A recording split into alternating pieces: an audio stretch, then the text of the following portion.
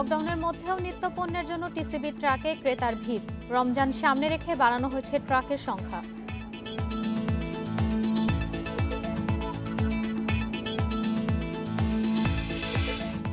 ব্যাংকের সঙ্গে সমন্বয় রেখে কঠোর লকডাউনে খোলা থাকবে শেয়ার বাজারও। লেনদেন চলবে 2 ঘন্টা।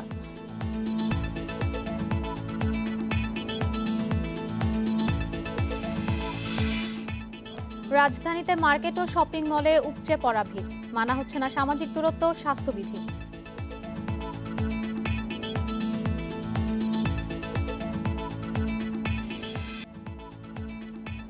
আমন্ত্রণ অর্থনীতি সারাদিনের সাথে আছে আমি ইশরাত সুমা। শুনছিলেন শিরোনাম, জানবো বিস্তারিত সংবাদ। লকডাউনের মধ্যেও নিত্যপণ্য কিনতে টিসিবি ট্রাকে ভিড় করছেন ভোক্তারা। বাজারের চেয়ে কম দামে তেল, চিনি, ডাল কিনতে ঘন্টার পর ঘন্টা অপেক্ষা ক্রেতাদের। রমজান উপলক্ষে বাড়ানো হয়েছে ট্রাকের সংখ্যাও।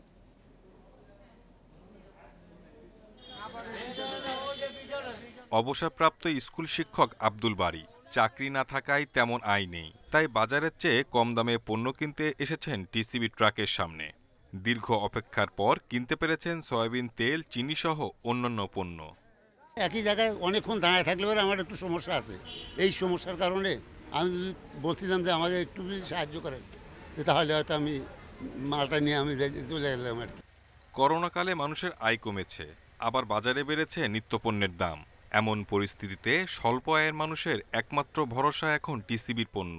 দীর্ঘক্ষণ লাইনে দাঁড়িয়ে থাকায় অনেকেই তোয়াক্কা করছেন না স্বাস্থ্যবিধির। দরকার হচ্ছে গ্যাপে দাঁড়ানো, মানে পরিস্থিতি যেভাবে করোনার ধরন বাড়ছে, লকডাউন বাড়ছে, এই জন্যই স্বাস্থ্যবিধি মানা একটু দরকার। ডিলাররা বলছেন পণ্যের ঘাটতি না থাকলেও বাড়তি মানুষের ভিড় সামাল দিতে হিমশিম খেতে হচ্ছে। ট্রাকে সয়াবিন তেল বিক্রি হচ্ছে 100 টাকা লিটারে। চিনি, মসুর ডাল, ছোলা পাওয়া যাচ্ছে 55 টাকা কেজিতে। পেঁয়াজের কেজি 20 টাকা আর খেজুর মিলছে 80 টাকায়। আজকে থেকে খেজুর দেওয়া শুরু করেছি। আমরা জনপ্রতি 1 কেজি করে খেজুর দিয়ে যাচ্ছি এবং এই খেজুরটা সমগ্র রোজার মাসব্যাপী আমরা দিয়ে যাব। অর্থাৎ আমাদের হাতে পণ্যের কোনো ঘাটতি নেই। খেজুর সহ অনেকগুলো আইটেম এবং সুলভ মূল্যে টিসিবি দিচ্ছে, অল্প দামে। সব ভোক্তা বেড়ে গেছে এই জন্য। আর এটা আস্তে আস্তে যখন সবার হাতে চলে যাবে এই কম দামি জিনিসগুলো, তখন আস্তে আস্তে ভিড়ও কমে যাবে। টিসিবির তথ্য মতে রাজধানী সহ সারা দেশে 500টি ট্রাকের মাধ্যমে চলছে এই বিক্রি কার্যক্রম। Shahid Ahmed, independent news, Dhaka. Corona সংক্রমণ রোধে 14 এপ্রিল থেকে 1 সপ্তাহের কঠোর লকডাউনের প্রস্তুতি নিচ্ছে সরকার। লকডাউনে ব্যাংক খোলা থাকলে শেয়ার বাজারে লেনদেন চলবে বলে জানিয়েছে নিয়ন্ত্রক সংস্থা Bangladesh securities and exchange commission BSEC. শনিবার সংস্থার নির্বাহী পরিচালক ও মুখপাত্র মোহাম্মদ রেজাউল করিম এ তথ্য জানান। এক লিখিত বার্তায় তিনি বলেন, বিনিয়োগকারীদের স্বার্থে ব্যাংকের সঙ্গে সমন্বয় রেখে শেয়ার বাজারে লেনদেন চলবে। এর আগে করোনা ভাইরাস সংক্রমণের ঊর্ধ্বগতি ঠেকাতে 5 থেকে 11 এপ্রিল পর্যন্ত 1 সপ্তাহের জন্য কড়াকড়ি ঘোষণা করেছিল সরকার। এরপর বাংলাদেশ ব্যাংক থেকে বাণিজ্যিক ব্যাংকগুলোর জন্য লেনদেনের সময় নির্ধারণ করে দেওয়া হয় সকাল 10টা থেকে দুপুর 12:30 পর্যন্ত। এর সঙ্গে সমন্বয় রেখে শেয়ার বাজারে লেনদেন 10টা থেকে দুপুর 12টা পর্যন্ত 2 ঘন্টা লেনদেন হচ্ছে।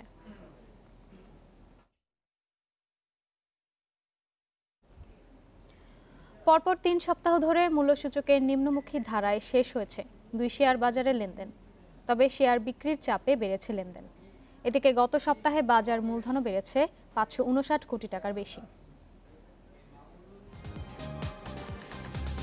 গেল সপ্তাহে মূল্যসূচকের উত্থান পতন ছিল ঢাকার শেয়ার বাজারে।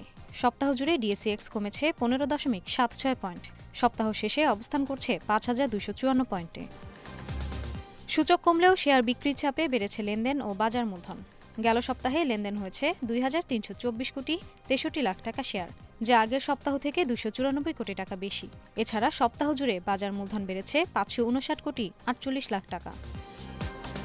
লেনদেন হওয়া 375টি কোম্পানি ও মিউচুয়াল ফান্ডের মধ্যে দর বেড়েছে 108টির, কমেছে 205টির এবং অপরিবর্তিত রয়েছে 54টির। বিদায়ী সপ্তাহেও লেনদেনের শীর্ষ অবস্থান ধরে রেখেছে বেক্সিমকো, দ্বিতীয় রবি এবং তৃতীয় এশিয়া প্যাসিফিক জেনারেল ইন্স্যুরেন্স। শতাংশের দিক থেকে দর বৃদ্ধি তালিকায় ছিল বিমা খাতের আধিক্য। তালিকার শীর্ষে রয়েছে দেশ জেনারেল ইন্স্যুরেন্স, দ্বিতীয় বাংলাদেশ ন্যাশনাল ইন্স্যুরেন্স এবং তৃতীয় প্রভাতী ইন্স্যুরেন্স। অন্যদিকে গেল সপ্তাহে চট্টগ্রাম স্টক এক্সচেঞ্জে সার্বিক সূচক কমেছে 25 পয়েন্ট। লেনদেন হয়েছে 297 কোটি 55 লাখ টাকা। ফলে সপ্তাহের ব্যবধানে লেনদেন বেড়েছে 166 কোটি টাকা। Ishrat Suma, independent news. লকডাউনের ষষ্ঠ দিনেও রাজধানীতে উপেক্ষিত স্বাস্থ্যবিধি। গণপরিবহনের পর দোকান, শপিং মল খোলায় অনেকটা আগের চিত্রে ফিরে আসে রাজধানী। এমন লকডাউন করোনা রোধে তেমন কোনো কাজে আসছে না বলে মনে করছেন নগরবাসী। ঢাকার প্রবেশমুখ আমিনবাজার গাবতলীর চিত্র এটি। বিধিনিষেধের কারণে সব যানবাহন ঢাকায় প্রবেশ করতে না পারায় অনেক দূর হেঁটে আসছেন নানা শ্রেণী পেশার মানুষ। আবার যেসব যানবাহন ঢাকায় প্রবেশ করছে সেগুলোকে পাড়ি দিতে হচ্ছে লম্বা যানজট। সাধারণ মানুষের মতে এমন লকডাউন যাত্রাপথে বাড়িয়েছে ভোগান্তি। এখন কষ্ট কত রাস্তা হাইটে যেতেছি, যাইতে হবে আমার জীবিকার জন্য আমার যাইতেই হবে। আসলে লকডাউনও হচ্ছে না, মানে স্বাস্থ্যবিধিও মানা হচ্ছে না, কোনো কিছুই হচ্ছে না। মাঝখানে দিনমজুর যারা খেটে খাওয়া মানুষ যারা তারা আছে বিপদে। এদিকে স্বাস্থ্যবিধি মানা শর্তে দোকান খোলার অনুমতি পেলেও বেশিরভাগ দোকান মার্কেটে উপেক্ষিত স্বাস্থ্যবিধি। শারীরিক দূরত্ব না মেনে আবার অনেক বিক্রেতা মাস্ক না পরেই করছেন বেচাকেনা। মাস্ক পরলে আমরা ডাক দিতে পারি না, বুঝলেন, ডাক দিলে মানুষ শুনে না। গরমের বাপের কারণে আরো কাজ সর্দি বেশি হয়, এই জন্য মাস্ক সবসময় পরে থাকা যায় না। নিউ মার্কেট সহ বিভিন্ন দোকানে ছিল ক্রেতাদের উপচে পড়া ভিড়। অনেক ক্রেতার মধ্যেও দেখা গেছে স্বাস্থ্যবিধি না মানার প্রবণতা।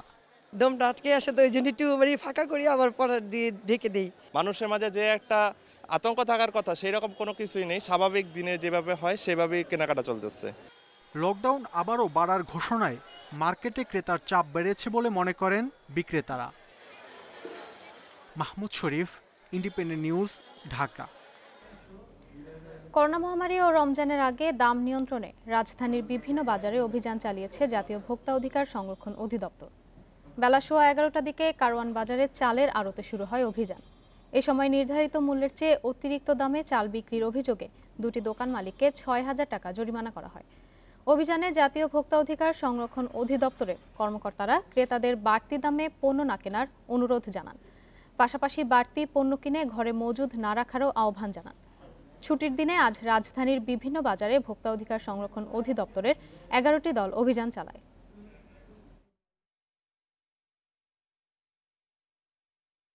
অর্থদণ্ড আরোপের চেয়ে আমরা এখন এখানে দেখছি যে বাজারে যেন পণ্যের স্থিতিশীলতা থাকে ঠিকমতো এবং ভোক্তারা যেন পণ্যের ন্যায্য মূল্যটা পান, এটি এখন আমাদের দেখার মুখ্য বিষয়। সবাইকে বোঝানোর চেষ্টা করছি যে কেউ যেন, সাধারণ মানুষ প্যানিক বাইং যেটাকে বলা হয়, যে আমাদের মন্ত্রী মহোদয় বলেছেন প্যানিক বাইংয়ে কেউ যেন ঝুঁকে না পড়েন। এই যে একটা লকডাউন আসবে এটা ভেবে যেন অতিরিক্ত পণ্য না কিনেন। আসছে বাজেটে নতুন আর ক্ষুদ্র উদ্যোক্তাদের জন্য কর ছাড় চান ব্যবসায়ী নেতারা। জ্বালানি ও স্বাস্থ্য খাতের অবকাঠামো উন্নয়নে পর্যাপ্ত বরাদ্দের পরামর্শ দিয়েছেন অর্থনীতিবিদেরা। শনিবার আগামী অর্থবছরের বাজেট নিয়ে ঢাকা চেম্বারের এক অনলাইন আলোচনায় এসব কথা বলেন তারা। এ সময় আগামী অর্থবছরের বাজেটে কর আরোপ ও ভ্যাট, আর্থিক খাত, শিল্প ও বাণিজ্য এবং অবকাঠামো, এই 4টি প্রধান খাত নিয়ে সরকারি ও বেসরকারি খাতের প্রতিনিধিরা তাদের মতামত তুলে ধরেন। ব্যবসায়ীদের দাবির বেশিরভাগই ছিল ভ্যাট সহ অন্যান্য কর হার কমানোর বিষয়। সর্বোচ্চ কর্পোরেট কর হার 10% করার দাবিও জানান তারা। অর্থনীতিবিদেরা দক্ষতা উন্নয়ন ও কর্মসংস্থান বাড়ানোর উপর জোর দেন। এ সময় রাজস্ব আদায় আর ব্যবসা বান্ধব পরিবেশ সৃষ্টির মাধ্যমে আগামী বাজেট প্রণয়নের কথা জানান জাতীয় রাজস্ব বোর্ডের কর্মকর্তারা।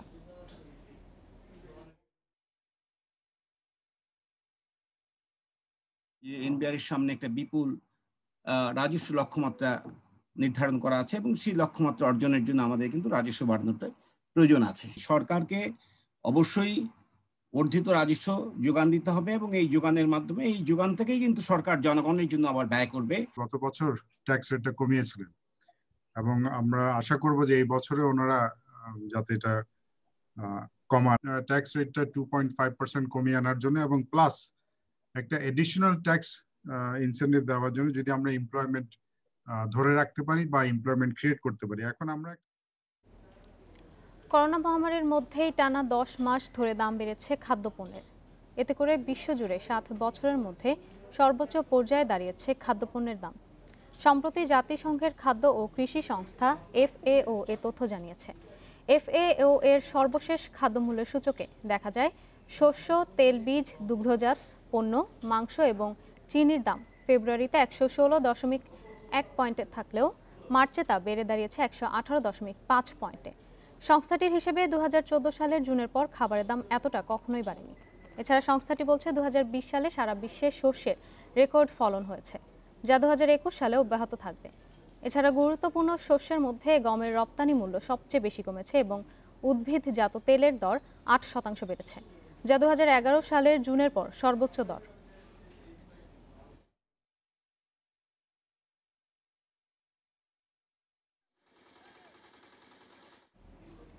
বাগদা মাছে এবারও মরক লাগায় হতাশ সাতক্ষীরার চাষিরা। বছরের শুরুতে মাছে মরক লাগায় লক্ষ্যমাত্রা অর্জিত না হওয়ার আশঙ্কা করছেন কৃষক। তবে ভাইরাসে আক্রান্ত হয়ে মাছ মারা যাওয়ার অভিযোগ উঠলেও মৎস্য বিভাগের দাবি পানির পরিমাণ কমে যাওয়া সহ তাপদাহে মরে যাচ্ছে মাছ। গত মৌসুমের মাঝামাঝি সময়ে আমপানের তাণ্ডবে মাছের ক্ষতি হয় 176 কোটি টাকা। ক্ষতি পোষাতে তাই চাষিরা এবার খুবই আগ্রহ নিয়ে ছেড়েছিলেন বাগদার পোনা। তবে প্রথম দফায় রেণু ছাড়ার পরে মাছ একটু বড় হতে না হতেই মারা যাচ্ছে। সপ্তাহ দুয়েক ধরে চলছে এই অবস্থা। তবে কি কারণে মাছ মরে যাচ্ছে তা নিশ্চিত করে জানা যায়নি। কেউ বলছেন পানি স্বল্পতায়, আবার কেউ ধারণা করছেন কক্সবাজার থেকে আসা পোনা ভাইরাস মুক্ত না হওয়ায় মাছ মারা যাচ্ছে। সমস্যাটা এক নম্বর হলো কক্সবাজারের যে পোনা আসে আমাদের স্লাইনের সাথে অ্যাডজাস্ট হয় না। একটা ঘরে ভালো আছে, আরেকটা ঘরে মাছ মারা যাচ্ছে, কিন্তু এর প্রতিকার আজ পর্যন্ত আমরা কোনো কিছু তো পাইনি। 16 লক্ষ টাকা মতো লস, তো আমাদের খুব করুণ অবস্থা। ক্ষতি পুষিয়ে নিতে স্বল্প সুদে ঋণ চেয়েছেন চাষিরা।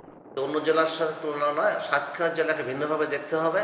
আমরা এখানে মৎস্য অর্থকারী ফসল এবং এটা বিদেশে যায়।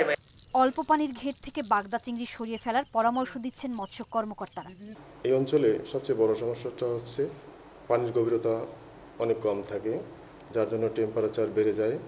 আবার টেম্পারেচার বাড়ার কারণে পিএইচ এবং স্যালানিটি এটি নিয়ন্ত্রণের বাইরে চলে যায়, বিধায় পোনার মৃত্যু হারটা অনেক বেশি হয়ে যায়। সাতক্ষীরা জেলায় এবছর 66,000 হেক্টর জমিতে বাগদা চিংড়ির চাষ হয়েছে। Independent news desk.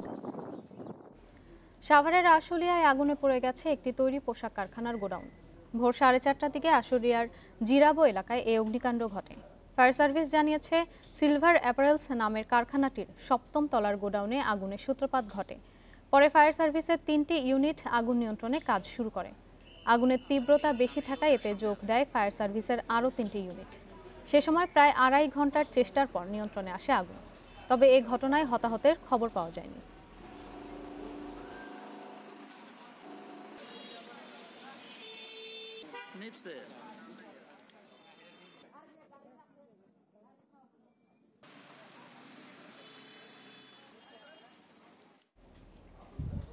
সংবাদ শেষ করার আগে শিরোনামগুলো জানাবো আরও একবার। লকডাউনের মধ্যেও নিত্যপণ্যের জন্য টিসিবি ট্রাকে ক্রেতার ভিড়। রমজান সামনে রেখে বাড়ানো হয়েছে ট্রাকের সংখ্যা।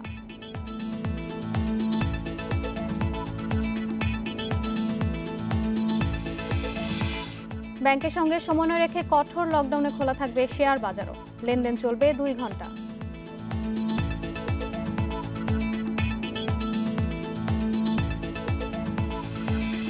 রাজধানীতে মার্কেট ও শপিং মলে উপচে পড়া ভিড়। মানা হচ্ছে না সামাজিক দূরত্ব ও স্বাস্থ্যবিধি।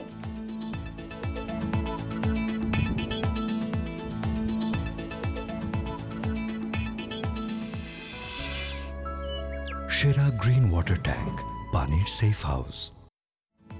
এই ছিল আজকের অর্থনীতি সারাদিনে। ইন্ডিপেন্ডেন্ট টেলিভিশনের সব খবর আরও জানতে চোখ রাখুন ফেসবুক, ইউটিউব এবং টুইটারে। আমন্ত্রণ আমাদের পরের আয়োজন।